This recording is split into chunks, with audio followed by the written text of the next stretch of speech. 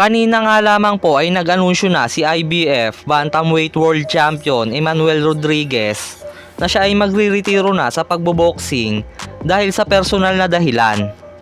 Kaya naman nangangahulugan na mababakante na ang hawak nitong IBF Bantamweight World Title. At isa nga po ang ating kababayan na si Raymart Gabalio na malaki ang tsansang lumaban sa mababakanteng titulo ni Rodriguez.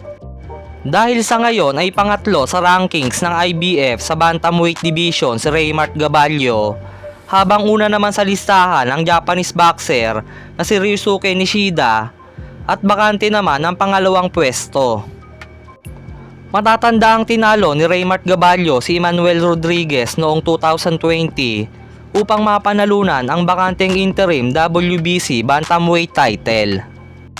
Ngunit bigo naman ito sa kanyang unang laban sa isang world title fight noong 2021 kung saan tinalo siya ng isa pa nating kababayan na si Nonito Donaire Jr. para sa WBC Bantamweight World Title. Kaya naman muling mapapalapit sa kanyang pangarap na maging world champion si Raymart Gabalio kung siya ang mapipiling lumaban sa binakanting titulo ni Rodriguez. Samantala, ilang araw matapos ang laban kay Yukinori Oguni, ay balik Pilipinas na si Janriel Cuadro Alas Casimero.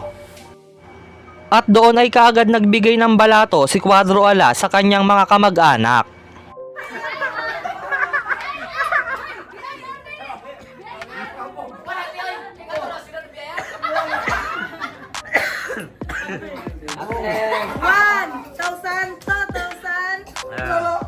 Pas-pas kayo mga si ate, uy!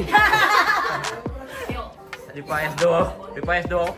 At bumili naman ito ng sako-sakong bigas upang ipamigay sa kanyang mga kababayan.